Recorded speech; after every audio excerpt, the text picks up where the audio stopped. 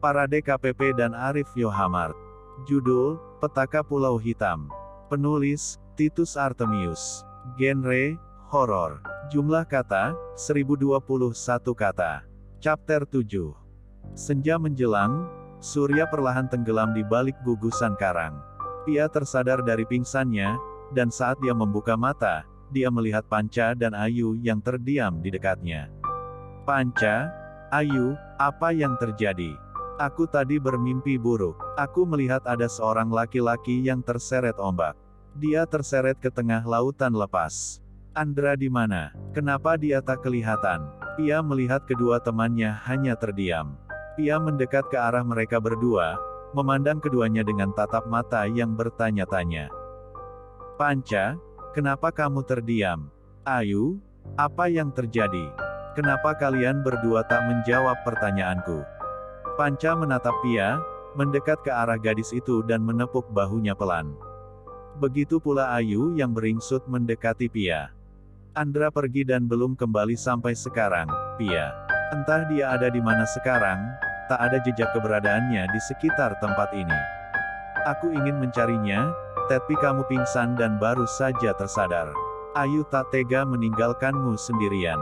Panca berkata kepada Pia. Gadis itu sangat terkejut, hingga menutup mulutnya dengan kedua tangannya. Aku pingsan. Gadis itu tersadar tatkala dia meneliti keadaannya sendiri. Baju juga celana dan jaketnya memang sudah berganti. Hari kemarin dia tak mengenakan pakaian yang dia pakai saat ini. Pia, Panca menemukanmu pingsan di pinggiran pantai dengan tubuh basah kuyup. Lalu dia membawamu kembali ke dalam tenda. Akulah yang mengganti pakaianmu, bukan Panca. Pia terlihat kebingungan dengan semua yang terjadi. Kenyataan bahwa dia pingsan di pinggiran pantai saja telah membuatnya kebingungan, apalagi ketika dia menyangkut pautkan kejadian yang dia alami dengan mimpinya. Sebentar, apakah mungkin mimpi yang kualami adalah satu kenyataan? Apakah laki-laki yang ada dalam mimpiku dan terseret ombak itu adalah benar-benar kejadian nyata? Jangan-jangan lelaki itu adalah Andra. Panca, Ayu, ayo kita cari Andra sekarang. Aku takut terjadi sesuatu dengan Andra. Pia segeran bangkit dan hendak keluar tenda saat Panca mencegah langkah kakinya. Pemuda itu memegang lengan Pia. Ayu berdiri dan memeluk Pia. Saat ini sudah menjelang malam, Pia. Sebaiknya kita mencarinya esok hari. Siapa tahu, malam ini Andra kembali ke tempat ini. Tempat ini sangat menakutkan dan menyeramkan. Apalagi ketika malam hari. Ayu mencoba untuk memberikan nasihat kepada Pia. Namun, sepertinya Pia tidak peduli dengan apa yang dikatakan oleh Ayu. Kalian jika tidak mau mencari Andra saat ini, aku akan mencarinya sendiri. Kalian di sini saja, aku tidak peduli. Pokoknya malam ini Andra harus aku temukan. Pia bersikeras untuk mencari keberadaan Andra malam itu juga. Panca hanya menggelengkan kepala melihat keras kepalanya Pia. Panca tahu, gadis itu memang menyimpan perasaan cinta pada Andra, pemuda botak yang pandai bermain gitar.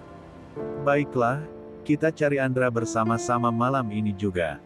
Tetapi ingat, kita jangan sampai terpisah.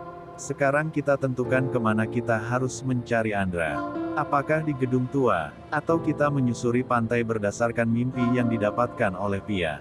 Bagaimana? Panca bertanya kepada Pia juga Ayu yang terdiam. Kedua gadis itu menatap Panca. Dalam hatinya, Ayu merasa cemas dan takut jika harus keluar malam-malam di tempat ini.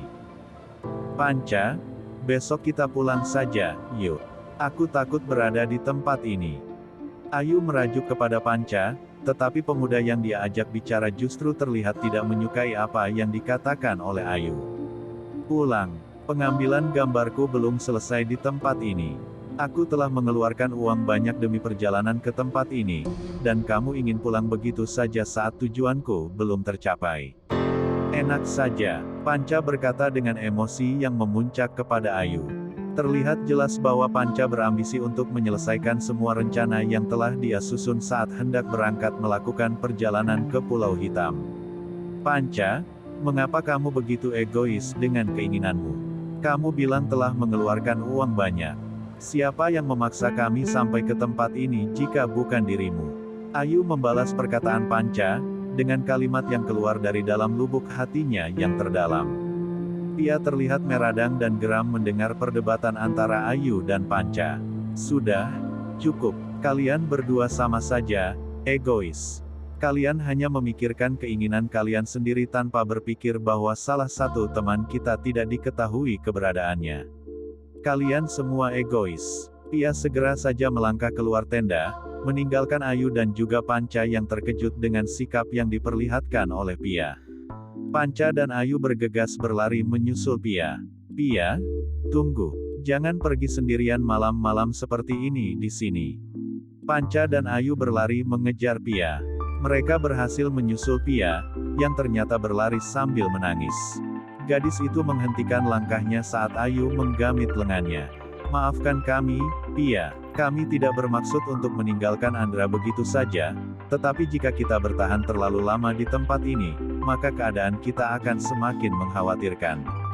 Ayolah, Pia, jangan marah seperti itu. Baiklah, kita cari keberadaan Andra malam ini.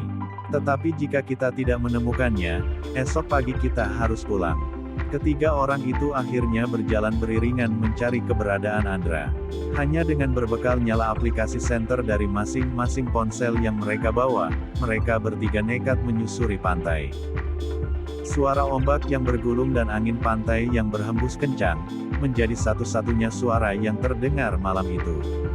Ketiga orang itu melangkah dalam diam.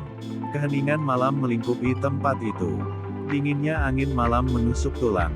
Sorot lampu senter dari ponsel mereka berkelap-kelip bagai kunang-kunang yang berterbangan. Tiba-tiba saja Pia berhenti, lalu berkata kepada kedua temannya, Panca dan Ayu. Itu siapa yang terlihat di sana? Pia menunjuk ke arah sosok yang berdiri di pinggir pantai. Sosok itu tak terlihat jelas apakah dia seorang lelaki atau perempuan. Dia berdiri diam menatap ke arah lautan luas. Bergegas ketiga pemuda itu menghampiri sosok yang berdiri diam mematung. Panca berjalan cepat mendekati sosok yang terlihat, meninggalkan Ayu juga Pia yang tak mampu mengimbangi langkah Panca. Semakin dekat ke arah sosok itu, terlihat jelas bahwa sosok itu adalah seorang lelaki. Andra, Andra. Panca berteriak ke arah sosok yang berdiri diam tersebut. Namun, tak ada sahutan dari sosok lelaki yang berdiri di pinggir pantai itu. Ayu dan Pia bernapas dengan tersengal karena berlari mengejar Panca, dan juga karena kebahagiaan mereka yang merasa telah menemukan Andra. Tetapi begitu ketiga pemuda itu berhasil mendekat pada sosok yang mereka pikir Andra, tiba-tiba sosok itu berjalan ke depan menuju ombak yang datang bergulung. Andra, jangan, hentikan Andra. Teriak Panca saat melihat sosok yang diduga Andra. Pia dan Ayu nampak terkejut melihat apa yang dilakukan oleh sosok lelaki yang sedang mereka hampiri. Dua orang gadis itu menjerit saat sebuah ombak besar yang bergulung menelan sosok yang sedang mereka kejar.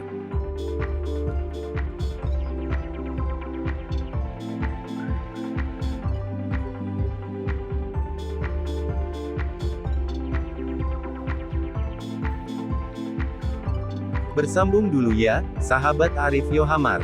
Jangan lupa klik tombol like, komen dan subscribe. Terima kasih.